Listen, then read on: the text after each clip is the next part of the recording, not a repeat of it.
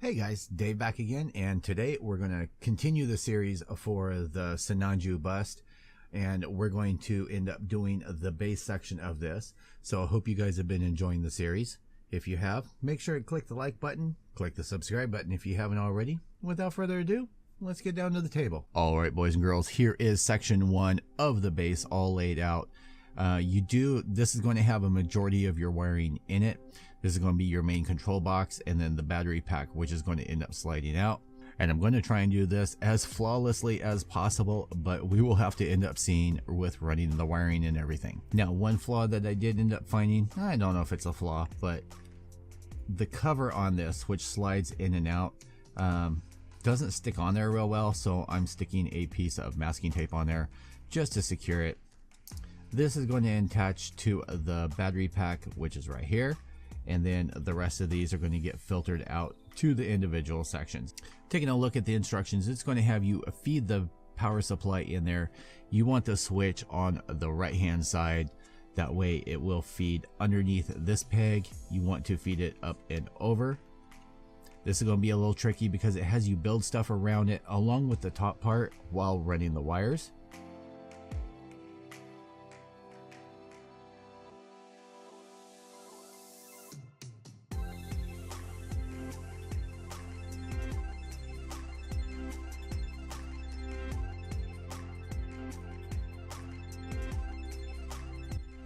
This section is going to slide in right up here and right down here.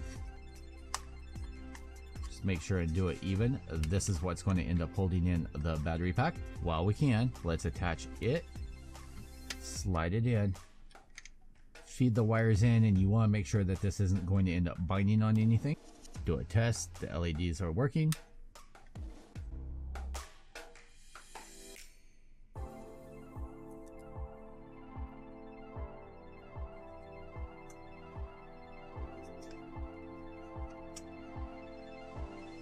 That part's going to slide in just like that. All right, for this section right here, the infrared receiver is going to go in there. You want to make sure and place it. It's going to look funky. It's going to look like it doesn't fit, but it actually goes in, lays in sideways. I actually thought that I was going to have to slide it through the slot, so I actually trimmed off a piece of this, which was incorrect. Do not make the same mistake I did.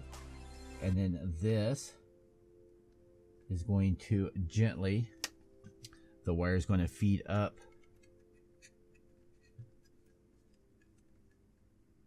just like that. This LED is going to feed through here. This is going to slide on just like this. There are some pegs and it's going to notch into there. So it should look something like this.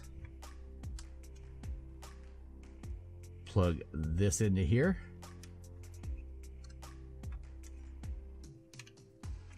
Run the wire like that. And let's take a peek. Make sure, yep, that light's on in there, so should still be good. All right, for this section right here, you're going to feed up the LED right through this section. So putting this section together, I actually trimmed off this peg right here, which goes into this hole, because it just acting like it's too big. I tried sliding it in there and it's just crinkling off plastic. It's not wanting to fit, and so I just eliminated it. There are enough pegs on here in the center to ensure that this is going to be secure. Now, as you put this together, you want to squeeze one side together and then the other, making sure all the pegs, all the lines, everything's all lined up, because like I said, this is going to be a pain in the butt to get everything all lined up together without binding any wires. All right, and this is almost getting too big to show on the camera at this angle, so I may have to change up the angles. But there it goes with that all attached. Like I said, you are going to have to do some manhandling. I ended up placing it in my lap and just pressing together the bottom sections, and that managed to get it together. There's probably 6 different adjoining parts inside, so being able to line them up and prevent any of the wires binding up, just take your time. That's all that I can end up saying, guys. So let's continue on with the rest of it.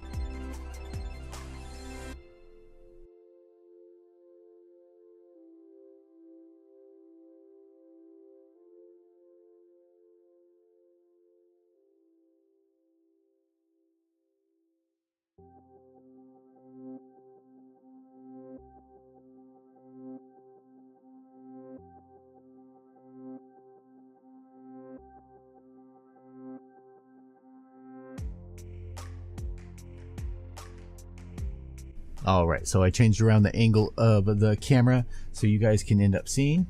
These sections are going to feed up underneath there and slide in, and then these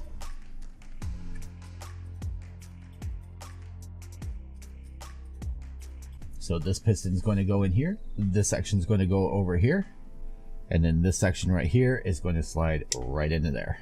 So yeah, looking good so far. Let's continue on. All right, on these sections here, you're going to put on the other spring. Then there's going to be 7 of these that end up going on it.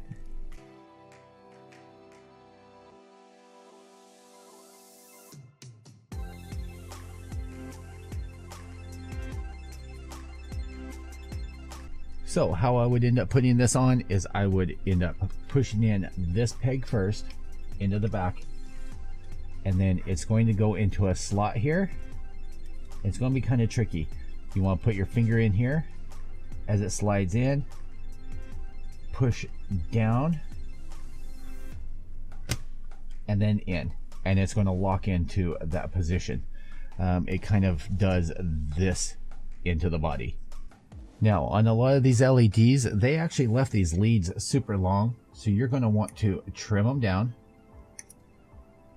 This is going to be a little bit tricky, but you want to slide that in like that. And I can already tell that that's going to want to pop out. I'm just going to throw some masking tape on there just to hold that in, and then slide this into its slot. We're just going to repeat on this other side. All right, boys and girls, so here is this section. Slide on the last piece. So this section will slide up so that you can slide out the battery pack. So the battery pack will slide out like that. Slide it in, slide that down. You got your control right there. You have a USB plug right here for external power. You get some lights down in here. And so far, lights in the cockpit. All right, boys and girls, I hope you enjoyed this section of it. This is going to be just for the base section. Next up, we're going to end up doing the backpack, then the fuel pods. Depending on how long those end up taking, I may just put those two together.